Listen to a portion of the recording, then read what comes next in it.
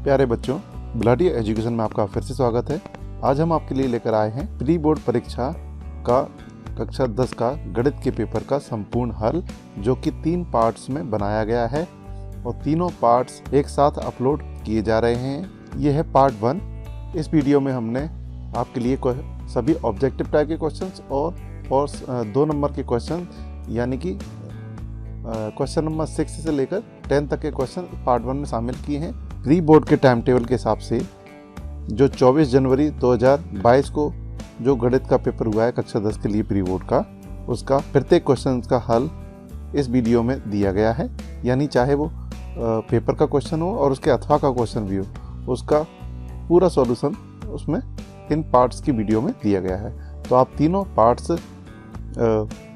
को एक साथ देख सकते हैं अलग अलग। उसकी लिंक मैं डिस्क्रिप्शन में दे दूंगा, या आप मेरे YouTube चैनल पर जाके प्ले लिस्ट में इन सभी पार्ट्सों को वहाँ पे एक साथ देख सकते हैं। ये प्री बोर्ड परीक्षा 2022 जनवरी 2022 का ये गणित का पूरा पेपर है कक्षा 10 के लिए, जो 80 नंबर का है। चलिए हम टाइम ना वेस्ट करते हुए चलिए क्वेश्चन देखते हैं। सही विकल्प वाले क्वेश्चन देखते हैं, जो कि देखिए 6 क्वेश्चन है एक नंबर के। तो पहला क्वेश्चन, संख्याएं 5 और 10 का महत्तम समावर्तक यानी HCF होगा। तो देखिए 5 और 10 का ऐसी संख्या जिससे दोनों में भाग चला जाए वह संख्या 5 है। इसका मतलब इसका जो मासा है महत्तम समावर्तक वो आ जाएगा 5। आप दूसरी विधि से भी इसको निकाल सकते हैं, तो इसका आंसर C आएगा। चलिए क्वेश्चन नंबर 2 देखते हैं। यदि किसी द्विघात बहुपद ax² + bx + c के शून्य का अल्फा बीटा हो, तो अल्फा गुणा बीटा, अल्फा इंटू बीटा, मूलों का गुणनफल कितना होता है? ये होता है C/A, जो ऑप्शन ए में है। आइए क्वेश्चन नंबर 3 देखते हैं। रैखिक समीकरण युग्म, ये देखिए 2 रैखिक समीकरण दिए हैं, उनके अनंत अनेक हल होने की शर्त, अनेक हल होने की शर्त मैंने आप लोग अपनी पिछली वीडियो में अच्छे से आपको बता दी है।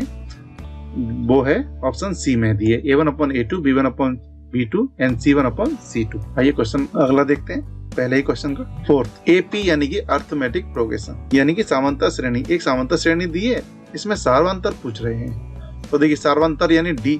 तो सार्वंतर कैसे निकालते हैं? बाद वाले पद में से पहले वाले पद को घटा देते हैं, सार्वंतर आ जाता है। तो बाद वाला पद ये देखिए माइनस में लिख दिया है, घटाना है किसको? उससे पहले वाले पद को, तो 1 को घटाएंगे। तो देखिए दोनों ही माइनस माइनस हो गए तो जुड़ जाएंगे, तो माइनस के 2 आ जाएंगे। इस प्रकार सार्वंतर कितना आ गया? माइनस के 2, जो कि ऑप्शन ए में है। क्वेश्चन नंबर 5, यदि एक त्रिभुज में किसी भुजा का वर्ग अन्य 2 भुजाओं के वर्गों के योग के बराबर होता है, तो ये देखिए ये पाइथागोरस प्रमेय का कथन है। यानी समकोण त्रिभुज में एक भुजा का वर्ग अन्य 2 भुजाओं के वर्गों के योग के बराबर होता है, तो पहली भुजा का सामने का कोण कौन सा होता है? सम्मुख कोण। तो देखिए एक समकोण त्रिभुज ले लेते हैं ABC नाम का। देखिए तो एक भुजा का वर्ग, सबसे बड़ी भुजा ये होती है, तो इसका भुजा का वर्ग इस भुजा के और इस भुजा के वर्ग के योग के बराबर होता है। तो एक भुजा का वर्ग उसके सामने का कोण कौन सा होगा? देखिए इस वाली भुजा के सामने का कोण कितना होगा? ये होगा, जिस समकोण यानी राइट एंगल यानी 90 अंश का बोलते हैं, जो कि ऑप्शन ए में है। क्वेश्चन नंबर 6 देखते हैं। 2 बिंदु दिए हैं, उनको मिलाने वाली रेखा खंड के मध्य बिंदु के निर्देशांक निकालना है। तो मध्य बिंदु के निर्देशांक का फॉर्मूला होता है, तो देखिए इसका आंसर ये आ जाएगा। कैसे आएगा? देखिए ऑप्शन ए सही है इसमें। मध्य बिंदु के निर्देशांक का फॉर्मूला ये होता है x1 + x2 / 2, y1 + y2 यानी y1 + y2 / 2। इसमें हम रख देंगे, देखिए या इसको बोलेंगे x1 और इसको बोलेंगे x2। तो 1 प्लस और ये वाले x2 को जोड़ दिया है यहाँ पे बटे में 2, कोमा y1 इसको बोलेंगे y1, इसको बोलेंगे y2। तो y1 यहाँ लिख दिया है, फिर प्लस का चिन्ह, फिर y2। दोनों को देखिए इसको सोल्व करेंगे तो क्या आ जाएगा? यहाँ इसको सोल्व करेंगे तो माइनस के 2 आ जाएंगे बटे में 2, इसको सोल्व करेंगे तो प्लस के 2। इन दोनों को काट देंगे तो यहाँ पे क्या आ जाएगा? इस जगह पे आ जाएगा माइनस के 1 और इस जगह पे आ जाएगा प्लस का 1। चलिए क्वेश्चन नंबर 2 देखते हैं। रिक्त स्थान भरिए। ये भी देखिए 7 क्वेश्चन है एक नंबर के, टोटल 7 नंबर का हो गया। पहला, रिक्त स्थान भरना, फिलिंग द ब्लैंक्स। भाज्य बराबर होता है भाजक गुणा भागफल प्लस शेषफल। ये हम छोटी छोटी क्लासों से पढ़ते आए, तो ये आपका गलत नहीं होना चाहिए। दूसरा क्वेश्चन, घात 3 के किसी बहुपद के अधिकतम कितने शून्यक हो सकते हैं? ध्यान रखें, जितनी बहुपद की घात होती है उतने ही उसके शून्यक होते हैं। तो घात यहाँ पे 3 है, तो बहुपद के अधिकतम कितने शून्यक हो जाएंगे? 3 शून्यक हो सकते हैं। तीसरा, किसी द्विघात समीकरण के मूल यदि वास्तविक और समान है ध्यान दें, मूलों की प्रकृति हमने पढ़ी है, तो यदि उसमें सेकंड कंडीशन है वास्तविक और समान होते हैं, यानी मूल कैसे होते हैं, वास्तविक और बराबर या समान, तो विभक्ति कर यानी डी का मान क्या होगा। तो हम जानते हैं विभक्ति कर डी का सूत्र होता है b² - 4ac, तो इसका मान 0 होगा। यदि डी का मान 0 होता है यानी कि b² - 4ac का मान 0 आता है, तो हम बोलते हैं कि द्विघात समीकरण के मूल कैसे होंगे, वास्तविक और समान होंगे। तो यहाँ d बराबर 0 भी लिख सकते हैं आप, या अकेला 0 भी लिख सकते हैं, या b² - 4ac बराबर 0 भी लिख सकते हैं। ये आपको थोड़ा अच्छे से समझाने के लिए पूरा फॉर्मूला लिख दिया है। ये देखिए फोर्थ क्वेश्चन, समांतर श्रेणी a + d, a + 2d, a + 3d का 10वां पद कौन सा होगा। देखिए अगर ये तीसरा पद है, पहला दूसरा तीसरा, तो हम यहाँ देखते हैं तीसरे पद में देखिए एक कम है, यहाँ तीसरा पद है तो एक कम 2 आ रहा है, यहाँ पे चौथा पद है तो यहाँ 3 आ रहा है, तो यहाँ 10वां पद आएगा तो यहाँ पे क्या आ जाएगा 9, तो यहाँ ये बन जाएगा a + 9d। वैसे भी इसका फॉर्मूला होता है a + n - 1d, n यहाँ पे 10 है तो n - 1 का मतलब हो जाएगा 9, तो 9d। क्वेश्चन नंबर 5 देखते हैं इसी में, वे सभी आकृतियां जिनके आकार कैसे होते हैं, समान होते हैं, परंतु इनके माप समान होने आवश्यक नहीं है। ये आकृतियां किस प्रकार की कहलाती हैं। तो एग्जांपल देखते हैं, ये देखिए एक छोटा समकोण त्रिभुज है, एक बड़ा समकोण त्रिभुज है, इनके आकार तो समान है, यानी दोनों त्रिभुज हैं, समकोण त्रिभुज हैं, पर इनकी माप समान आवश्यक नहीं है। माप का मतलब ये देखिए ये छोटा है ये बड़ा है, तो इस प्रकार की जो आकृतियां होती हैं वो समरूप होती हैं, सिमिलर कहलाती हैं। क्वेश्चन नंबर 6, बिंदु किस अक्ष पर स्थित होगा। हम जानते हैं यदि x निर्देशांक 0 है तो हम जानते हैं y अक्ष पे x निर्देशांक 0 होता है। अगर कोई बिंदु y अक्ष पे है तो उसका x निर्देशांक 0 होता है। यदि कोई बिंदु x अक्ष पे है तो उसका y निर्देशांक 0 होता है। तो यहाँ हम देख रहे हैं इसका x निर्देशांक 0 है, तो ये बिंदु 100% y अक्ष पे स्थित होगा, तो यहाँ पे y अक्ष आंसर हो जाएगा। क्वेश्चन अगला देखते हैं, वृत्त की एक छेदक रेखा वृत्त को कितने बिंदुओं पर प्रतिच्छेद करती है। तो देखिए आइए वृत्त देख लेते हैं। एक वृत्त ले लिया, एक छेदक रेखा, ये देखिए छेदक रेखा यानी वृत्त को काटने वाली रेखा वृत्त को कितने बिंदुओं पर कट करती है, देखिए 2, वृत्त को 2 बिंदुओं पर काटती है, तो यहाँ आंसर आ जाएगा इसका 2। चलिए अगला क्वेश्चन देखते हैं, सही जोड़ी बनाइए। ये 6 क्वेश्चन है, सही जोड़ी बनाइए में क्वेश्चन नंबर 3 में। ये देखिए ये पूरा चार्ट आ गया है। sec² θ - 1 इसका जो फॉर्मूला होता है वो देखिए ये होता है tan² θ। cot θ की जो वैल्यू होती है, cot θ tan θ का उल्टा होता है, रेसिप्रोकल होता है, व्युत्क्रम होता है, तो ये इसका होता है 1/tan θ। 1 - sin² θ होता है cos² θ। cot 30 का मान कितना होता है √3। cos 90 - θ बराबर होता है sin θ के। और ये देखिए इसको जब सॉल्व करेंगे तो यहाँ आ जाएगा, देखिए sec 90 माइनस करके 90 - 48 करेंगे तो यहाँ एंड पे sec आ जाएगा। sec की वैल्यू होती है 1/cos, तो ये दोनों कट जाएंगे तो यहाँ 1 आ जाएगा और यहाँ पे भी 1 आ जाएगा, तो 1 + 1 कितना हो जाएगा 2, इसलिए इसका उत्तर आ जाएगा 2। चलिए क्वेश्चन नंबर 4 के क्वेश्चन देखते हैं। एक शब्द या वाक्य में उत्तर दीजिए। ये भी 7 है क्वेश्चन, एक नंबर के। पहला क्वेश्चन, ये ग्राफ दिया, ये x अक्ष है, ये y अक्ष है।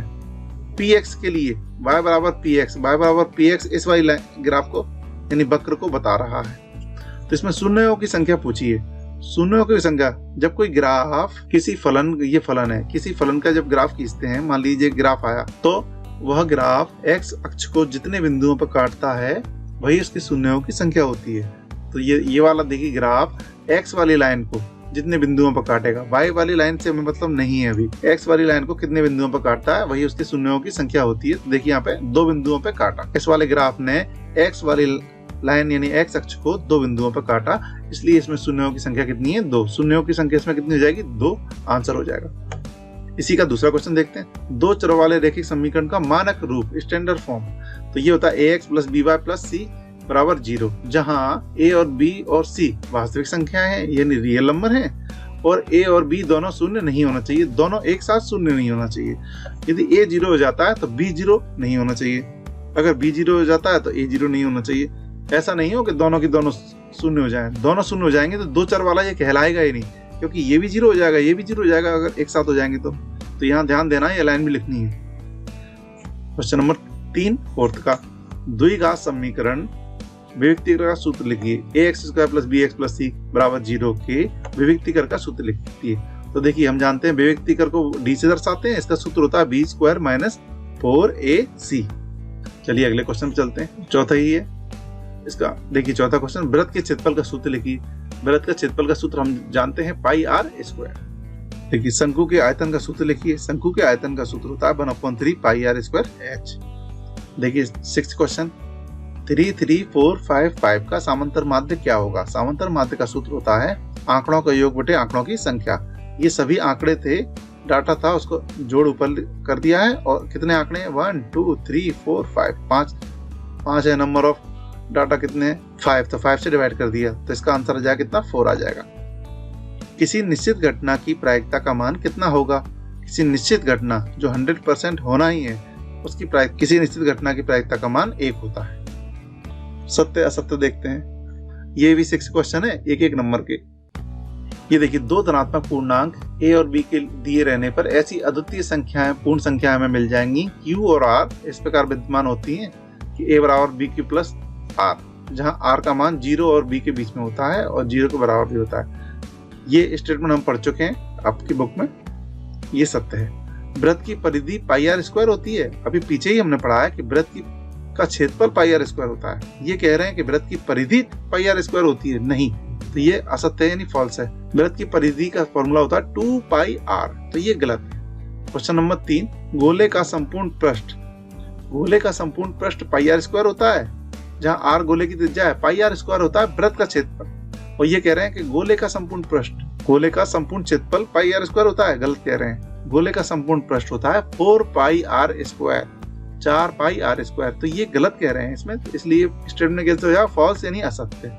क्वेश्चन नंबर 4, माध्यक बहुलक और माध्य के मध्य संबंध है। तो देखिए ये फॉर्मूला, ये कह रहे हैं कि ये वाला फॉर्मूला है, ये कथन असत्य है। क्यों असत्य है? क्योंकि इसका सही फॉर्मूला होता है 3 माध्य का बराबर बहुलक प्लस 2 माध्य, तो इसलिए ये कथन कैसा हो गया? असत्य। 5वां, किसी वृत्त की अनंत स्पर्श रेखाएं हो सकती हैं। यस, सत्य। किसी भी वृत्त पर अनंत स्पर्श रेखाएं, किसी वृत्त पर अनंत बिंदु हो सकते हैं। जब अनंत बिंदु हैं तो उस पर अनंत स्पर्श रेखाएं भी खींची जा सकती हैं, इसलिए यह कथन सत्य है। 6 इसी का, यदि किसी घटना की प्रायिकता p है तो क्या ये कथन सही है कि p का मान 0 और 1 के बीच में रहता है, और 0 भी हो सकता है और 1 भी हो सकता है?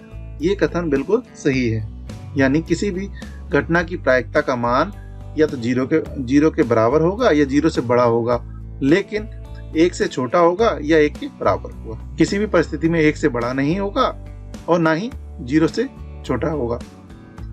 चलिए, इसलिए ये कथन कैसा है? सत्य है, ट्रू है। क्वेश्चन नंबर 6 देखते हैं। दिया है गिवन, क्या दिया है इन्होंने? मासा यानी SCF किसका? 306 और 657 का। कितना दिया है? 9। लासा, अब देखिए फॉर्मूला हम जानते हैं, लासा और मासा का दोनों का गुणनफल किसके बराबर होता है? संख्याओं के गुणनफल के। तो संख्याएं कौन कौन सी हैं इस फॉर्मूले में हम लिख देंगे। देखिए, यानी कि इसको इंग्लिश में बोलेंगे तो LCM of AB and SCF of AB। संख्याओं का गुणनफल, मान लो 2 संख्या मान ली, एक A और एक दूसरी B, तो इसमें रख देंगे। देखिए अब तो इससे जो फॉर्मूला बनेगा LCM का, तो ये SCF कहाँ जाएगा? इसके बटे में, तो ये एक डायरेक्ट फॉर्मूला बना दिया है। अब देखिए LCM पता करना है तो यहाँ वैल्यू रख देंगे A और B का गुणा। A और B का मतलब है यहाँ जो संख्याएं दी हैं जिसका LCM या SCF निकालना है, तो 306 और 657, 306 और 657 इन दोनों संख्याओं गुणा करके लिख दिया है। इन्होंने कितना दिया है? SCF 9 दिया था, तो यहाँ पे SCF की जगह पे कितना लिख दिया? 9। इसको काट देंगे, देखिए 9 से 34 आ जाएगा, इसका गुणा इसमें करेंगे तो ये आ जाएगा। इस प्रकार LCM किस किस का? 306 और 657 का LCM कितना आ जाएगा? इतना आ जाएगा। ये 2 नंबर का क्वेश्चन था। अब देखिए इसी का 6 का अथवा वाला क्वेश्चन देखते हैं। दर्शाइए प्रत्येक धनात्मक समपूर्णांक 2q के रूप का होता है और प्रत्येक धनात्मक विषम पूर्णांक 2q + 1 के रूप का होता है, जहां q कोई पूर्णांक है। सॉल्यूशन देखते हैं, हल देखते हैं। माना a कोई धनात्मक पूर्णांक है, b बराबर 2, यानी भाजक कितना लेना है? 2। यहाँ भाजक b बराबर 2 ही क्यों लिया है? यहाँ से हमें देख लेते हैं। यहाँ देखिए, यहाँ 2 आ रहा है भाजक, इसलिए यहाँ से हम अंदाजा लगा लेते हैं कि भाजक को 2 ही लेना है, तभी ये हम कंडीशन लेके आ पाएंगे। तो देखिए, तब यूक्लिड विभाजन एल्गोरिथम से किसी पूर्णांक यानी q का मान जो भागफल आएगा वो हमेशा क्या होगा, 0 से बड़ा आएगा के लिए क्या होगा, देखिए ये फॉर्मूला हम जानते हैं, भाज्य बराबर भाजक गुणा भागफल प्लस शेषफल। तो देखिए ए कोई संख्या, देखिए ए को हमने कोई संख्या मान लिया, कोई पूर्णांक ए। भाजक क्या है, देखिए भाजक क्या माना हमने बी, तो यहाँ देखिए भाजक के यहाँ पे बी लिख दिया। भागफल कितना क्यू, तो क्यू लिख दिया है। और आर क्या है यहाँ पे, शेषफल। आर देखिए शेषफल है। आर का जो मान है, शेषफल का मान हमेशा 0 के बराबर या 0 से बड़ा होता है और बी से छोटा होता है, यानी कि भाजक से छोटा होता है। यानी कि बी का मान यहाँ पे कितना है, देखिए बी का मान 2 है, तो यहाँ 2 लिख दिया है। यानी जो आर की वैल्यू है वो 2 से छोटी आएगी। इसका मतलब देखिए आर बराबर 0 आ सकता है, आर बराबर 0 आ सकता है, आर बराबर 1 आ सकता है, पर आर बराबर 2 नहीं आ सकता। तो आर के हमें 2 मान मिल चुके हैं, आर बराबर 0 और आर बराबर 1। तो इसमें रख देते हैं। इस प्रकार ए संख्याएं 2 संख्याओं में बढ़ जाएंगी। एक ये आर की वैल्यू इसमें रखेंगे, तो देखिए आर बराबर 0 लिख दिया, यहाँ पे 0 लिख दिया, आर के बराबर 0, और आर बराबर 1 लिख देंगे इसमें, तो ये देखिए आर बराबर 1 लिख के। तो इस प्रकार ये संख्याएं 2 शेषफल आने के कारण 2 रूपों में बढ़ गई। एक आ गया a बराबर 2q और एक आ गया 2q प्लस 1। अब देखिए चूंकि q एक धनात्मक पूर्णांक संख्या है, इसलिए यदि q का मान हम 0 से बड़ा लेते हैं, ऐसे किसी भी मान के लिए जो 2q है, यानी q का हम 0 से बड़ा कोई सा भी मान ले लें, उसमें 2 का गुणा हो रहा है, तो हमेशा ये संख्या कैसी आएगी, सम संख्या आएगी, एक समधन पूर्णांक होगी। साथ ही एक धनात्मक पूर्णांक या तो सम हो सकता है या फिर विषम। इसलिए जब ये 2q क्या साबित हो गई, समधन पूर्णांक, यानी यहाँ पे 2q ये साबित कर दी हमने यहाँ पे कि समधन पूर्णांक आएगी। q की हम कोई सी भी वैल्यू रख दें तो एक धनात्मक पूर्णांक या तो सम हो सकता है या फिर विषम। तो जब 2q वाली संख्या क्या हो गई, सम संख्या हो गई, तो ये वाली संख्या विषम संख्या होगी, विषम धनात्मक पूर्णांक होगी। बस यही इसमें प्रूव करना था। चलिए क्वेश्चन नंबर 7 देखते हैं। एक द्विघात बहुपद ज्ञात कीजिए जिसके शून्यों का योग और गुणनफल -3 और 2 है। सॉल्यूशन देखते हैं। गिवन देखिए शून्यों का योग, माना कि शून्यक अल्फा और बीटा है। यहाँ एक लाइन लिखना चाहिए था, तो मैं बोल रहा हूँ उसे। माना कि किसी द्विघात बहुपद के शून्यक अल्फा बीटा है, तो मूलों शून्यों का योग का फॉर्मूला होता है -b/a, और इन्होंने कितना दिया है, -3, तो ये लिख लिया है हमने। मूलों का गुणनफल यानी शून्यों का गुणनफल का सूत्र होता है c/a, इन्होंने कितना दिया है, देखिए 2 दिया है। अब देखिए इस -3 के बटे में 1 मान लिया, इसी प्रकार इस 2 के अपन में अगली बार में 1 मान लेंगे। हमें यहाँ ध्यान रखना है कि यहाँ देखिए यहाँ वाली संख्या कैसी होना चाहिए, बराबर। क्यों होना चाहिए, क्योंकि यहाँ पे भी a है और यहाँ पे भी है, तो दोनों की वैल्यू अलग अलग तो नहीं हो सकती। तो यहाँ पे भी देखिए a का मान 1 है और यहाँ पे भी a का मान 1 है, तो इसमें कोई भी हमें चेंज नहीं करना है। अब देखिए गुणांकों की तुलना करेंगे, तो देखिए a का मान कितना है, 1, और इधर भी 1, तो a बराबर कितना आ गया, 1। अब देखिए -b की जगह पे कौन है, -3, तो -b की जगह पे कौन लिख दिया है यहाँ पे, -3, और c की जगह पे कौन लिख देंगे यहाँ पे, 2। देखिए c की जगह पे कितना लिख दिया, 2। अब देखिए a बराबर 1 आ गया। अब ये माइनस से माइनस कर जाएगा, तो b बराबर कितना आ जाएगा, 3, c बराबर 2 ही रहेगा। अब देखिए जो मानक समीकरण होता है द्विघात बहुपद का, वो ये होता है ax² + bx + c। इसमें हम ये तीनों वैल्यू रख देंगे, ये आ गई। इस प्रकार ये बहुपद आ गया है। ये एक हटा दिया क्योंकि एक लिखने की जरूरत नहीं है, तो ये आंसर आ गया है। एक द्विघात बहुपद जिसमें दी गई शर्तें संतुष्ट होती हैं, एक तो ये हो ही गया है। दूसरा, और अन्य द्विघात बहुपद जो इन शर्तों को संतुष्ट करता है, हमेशा जो पहला समीकरण आ जाता है या बहुपद आ जाता है, पहला बहुपद जो आ जाता है उसमें हम k का गुणा करके कई सारे बहुपद और बना सकते हैं जो दी गई शर्तों को संतुष्ट करते हैं। तो यहाँ पे k लगा दिया है, बस इसमें k की तरह के होगा, यानी अन्य बहुपद भी निकाल सकते हैं जहाँ k एक अचर संख्या है। चलिए अगला क्वेश्चन देखते हैं। क्वेश्चन नंबर 7 का अथवा वाला क्वेश्चन देखते हैं। द्विघात बहुपद के शून्य ज्ञात कीजिए। सॉल्यूशन देखिए, ये क्वेश्चन उतार लिया है। ये फैक्टराइज गुणनखंड विधि से हल करेंगे। देखिए 3 चौक 12, यानी गुणा करके 12 लाना था, तो ये संख्या टूटेंगी 6 और 2 -2 में, तो ये तोड़ दी है। देखिए अब 3x यहाँ से कॉमन आ रहा है, तो 3x कॉमन ले लिया है, यहाँ x बचेगा, 3 × 2 = 6 तो 2 बार में जाएगा, यहाँ पे x से x कट जाएगा, या x ये मान लीजिए कॉमन आ गया है। यहाँ देखिए माइनस के 2 कॉमन आ रहे हैं तो x बचेगा यहाँ पे। ये माइनस बाहर कॉमन ले लिया है, तो जब माइनस का चिन्ह बाहर कॉमन ले लिया जाता है तो अंदर हमेशा चिन्ह बदल के लिखते हैं। तो माइनस का यहाँ पे क्या हो जाएगा प्लस, तो 2 का भाग 4 में देंगे तो 2 आ जाएगा। इस प्रकार x+2 और x+2 कॉमन आ गए। फिर अगले ब्रैकेट में बचेगा 3x माइनस के 2, तो 3x माइनस के 2 बचेगा। अब देखिए शून्य ज्ञात करने के लिए क्या होगा, शून्य ज्ञात करने के लिए हमें या तो ये संख्या 0 होगी या फिर ये वाली, तो इसको 0 का और रखेंगे या इसको। तो x का मान यहाँ पे कितना लिख रहे हैं, देखिए प्लस के 2 है, इधर जाके माइनस के 2 हो जाएंगे। ये माइनस के 2 है, उधर जाके प्लस के 2 हो गए। ये 3 नीचे पहुंच गए, तो x की वैल्यू एक आएगी 2/3 और एक आ गई x बराबर -2। अतः दिए गए समीकरण के शून्यक -2 और 2/3 है। चलिए क्वेश्चन नंबर 8 देखते हैं। AP का मतलब होता है समांतर श्रेणी, अर्थमेटिक प्रोग्रेशन के प्रथम 4 पद लिखना है, जबकि प्रथम पद इतना दिया है और सार्वंतर यानी D इतना दिया है। तो सॉल्यूशन देखते हैं। यदि किसी समांतर श्रेणी का प्रथम पद ये है और सार्वंतर D है, तो समांतर श्रेणी के प्रथम 4 पद निम्नलिखित होंगे। ये देखिए A+D, D का मतलब सार्वंतर, वो जोड़ के आगे जोड़ते जाते हैं और अगले पद आते जाएंगे। तो हमें 4 पद चाहिए। A से शुरुआत करेंगे प्रथम पद, उसमें D जोड़ दिया तो दूसरा पद, फिर एक और D जोड़ दिया तो 2D हो गए, तीसरा पद आ गया, ये चौथा पद आ गया। तो देखिए A की वैल्यू ये रही, इस वाले में लिख देंगे। इस वाले A की जगह पे देखिए A की वैल्यू लिख दी, तो प्लस का साइन तो प्लस का साइन, और D की वैल्यू ये D की वैल्यू, फिर कॉमा तो कॉमा। A की वैल्यू ये देखिए ये लिख दी -1.25 प्लस फिर 2D, ये 2 और फिर D की वैल्यू लिख दी है, फिर कॉमा तो ये कॉमा।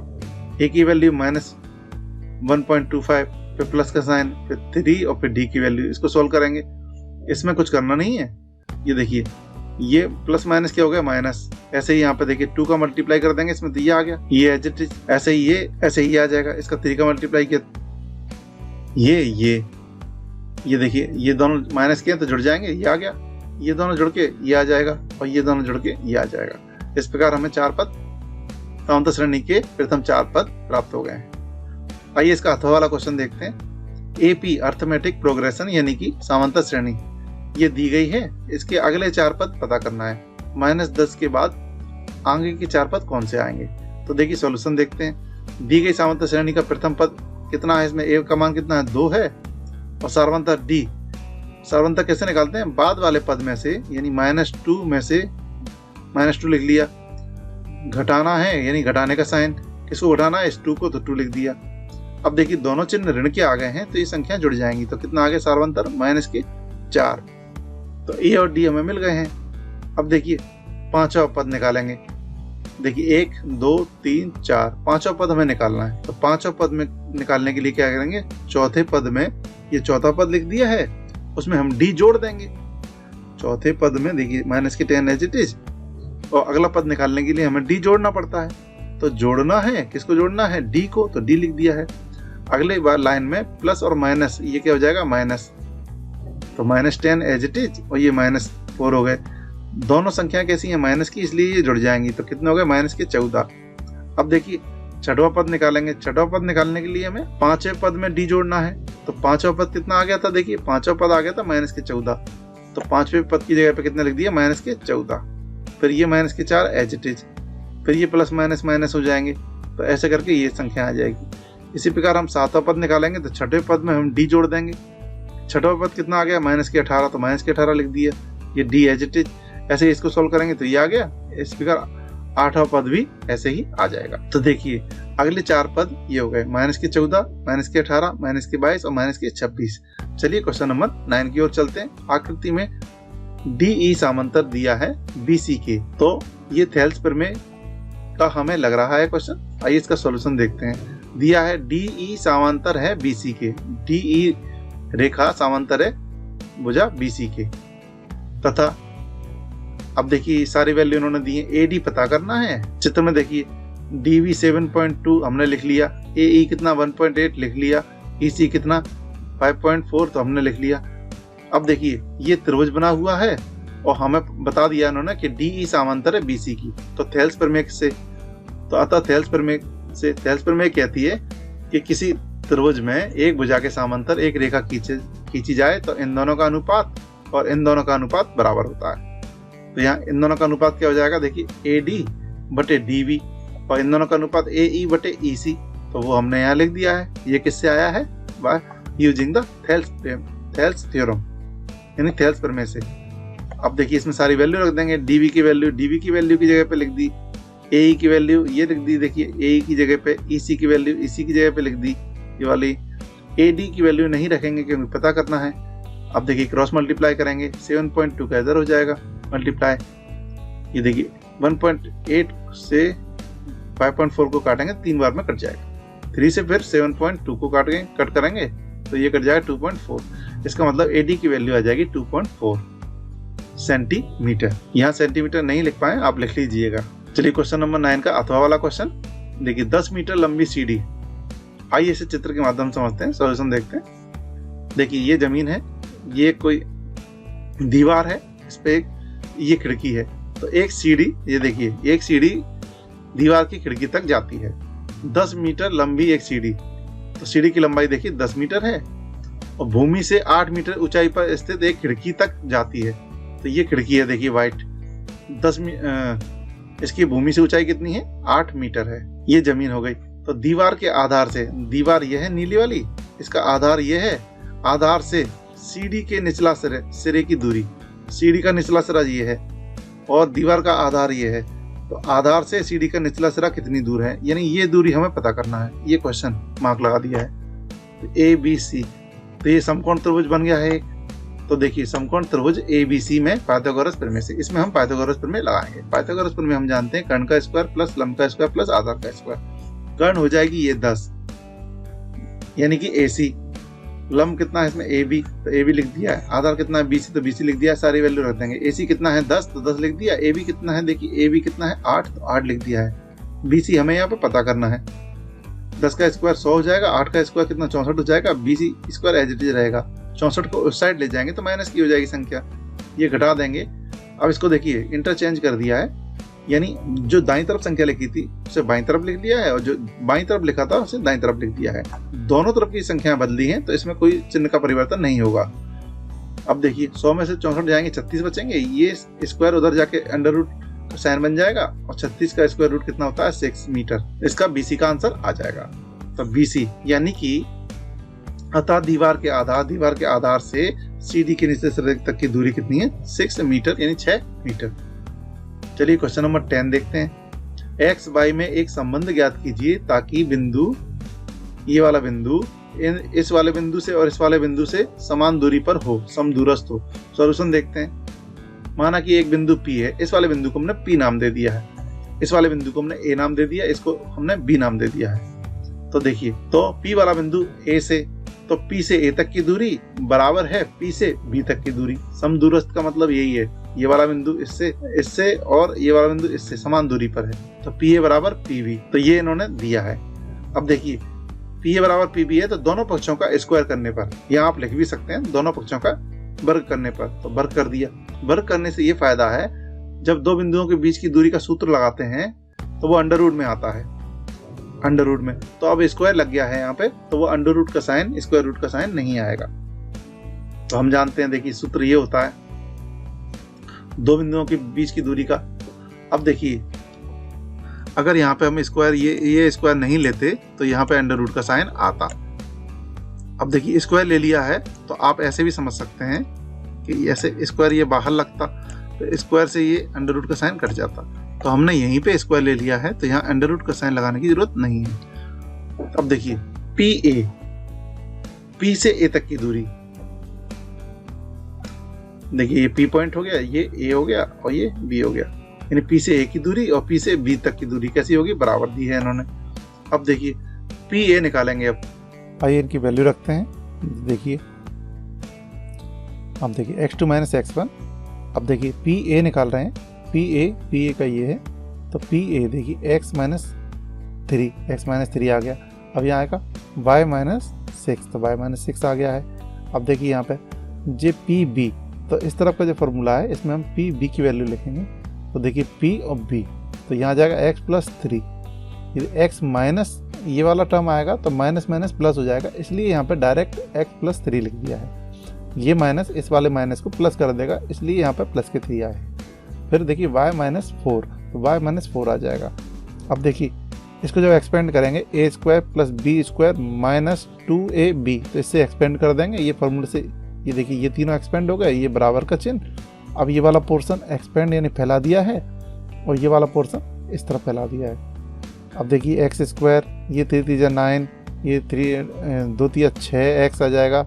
ये वाई स्क्वायर, ये 36, ये 6 दूनी 12 y, ऐसे एक्स स्क्वायर 9, 3 दूनी 6 x, और देखिए वाई स्क्वायर 16 और 4 दूनी 8 y आ गया है। आगे देखते हैं, ये ब्रैकेट खोल दिया है तो कोई चेंजेस नहीं होगा इसमें। अब देखिए यहाँ पे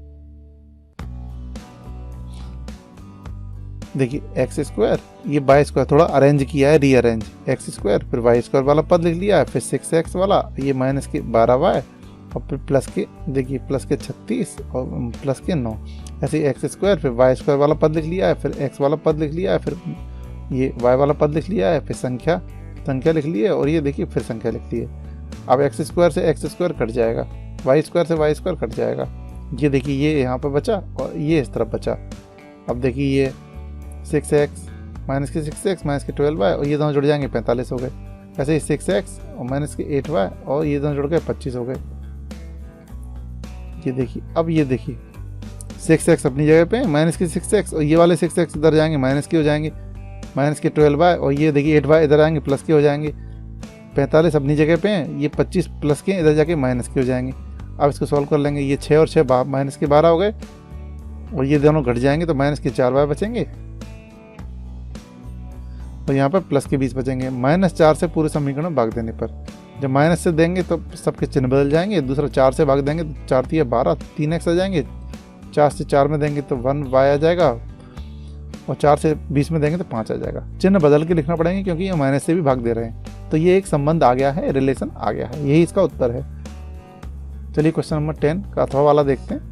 k का मान पता करना है यदि बिंदु a b c संरेखी हैं। संरेखी बिंदु वह होते हैं जो एक लाइन पर स्थित होते हैं। आइए सॉल्यूशन देखते हैं इसका। यदि बिंदु a b और c संरेखी हैं तो इनसे बनने वाले त्रिभुज का क्षेत्रफल 0 होगा। यानी संरेखी हैं, यानी एक ही लाइन में ये तीनों बिंदु आ जाएंगे तो इनसे त्रिभुज निर्मित नहीं हो पाएगा, त्रिभुज बनेगा ही नहीं। जब बनेगा ही नहीं तो त्रिभुज का क्षेत्रफल क्या आएगा? 0 आएगा। तो त्रिभुज ABC का क्षेत्रफल, इसका सूत्र देखिए 1/2 x1 y2 minus y3 plus x2 y3 minus y1 plus x3 y1 minus y2। इसमें देखिए ये x1 y1 बोलते हैं, इसको x2 y2, इसको x3 y3। अब देखिए x1 की वैल्यू रख देंगे। ये सारी वैल्यू देखिए हम यहाँ से देख के यहाँ पे सारी रख दी हैं। फिर देखिए माइनस प्लस के 3 हो गए, ये माइनस जुड़ गए तो माइनस के 6 हो गए। ये एज इट इज रहेगा, ऐसा का ऐसा ही रहेगा। 2 का अंदर मल्टीप्लाई करेंगे तो 2k और प्लस 6, ऐसे इसका मल्टीप्लाई किया तो ये आ गया, इसका मल्टीप्लाई किया तो ये आ गया। अब देखिए 2k और 6k को पास में लिख लिया है। ये देखिए 18 और 6 इन दोनों को जोड़ देंगे तो कितना आ जाएगा? 24। ये माइनस के 24 ऐसे के ऐसे। अगली बार ये देखिए 24 से 24 तो घट गए, तो ये देखिए ये दोनों भी घट जाएंगे तो माइनस के 4k आ गया। तो देखिए यहाँ 0 इसलिए लिख दिया है क्योंकि यहाँ त्रिभुज का क्षेत्रफल क्या होगा? 0 होगा। त्रिभुज का क्षेत्रफल हम निकाल रहे हैं, पर हम जानते हैं बिंदु संरेखी हैं तो त्रिभुज का क्षेत्रफल कितना लिख दिया हमने? 0। जब 0 लिखेंगे, ये देखिए माइनस ये 2 का गुणा 0 में होगा तो ये 2 तो इसमें 0 में जाके 0 हो जाएगा, तो यहाँ बचेगा माइनस के 4k, और इस तरफ वाला 0 हमने इस तरफ लिख लिया है। अब देखिए -4 जब 0 के बटे में जाएगा माइनस का 4 तो क्या होगा? वो भी 0 हो जाएगा। तो k की वैल्यू कितनी आ जाएगी? 0। तो k बराबर 0 मान के लिए इन तीनों बिंदु कैसे होंगे? ये संरेखी होंगे। Thanks for watching. Subscribe my YouTube channel. यदि आप मेरे यूट्यूब चैनल को लाइक और सब्सक्राइब कर देते हैं, यानी कि सब्सक्राइब कर देते हैं, तो जब भी मैं अपने चैनल पर कोई नई वीडियो अपलोड करूंगा उसका मैसेज आप तक तुरंत यूट्यूब के माध्यम से पहुंच जाएगा। आपको इंतजार नहीं करना पड़ेगा। Again thanks for watching. प्यारे बच्चों, घराटिया एजुकेशन की चैनल की वीडियो आपको यदि पसंद आती हैं तो यदि आप मेरे यूट्यूब चैनल से जुड़ना चाहते हैं, यानी कि मेरे व्हाट्सएप ग्रुप से जुड़ना चाहते हैं, या फेसबुक ग्रुप या इंस्टा के ग्रुप से जुड़ना चाहते हैं, या टेलीग्राम के ग्रुप से जुड़ना चाहते हैं, तो उनकी लिंक मैंने डिस्क्रिप्शन में दे दी है। आप वहाँ जाके मेरे साथ उस ग्रुप में जुड़ सकते हैं, जिससे आप कभी भी कोई समस्या होने पर मुझसे कुछ भी पूछ सकते हैं। Thanks for watching and subscribe my YouTube channel.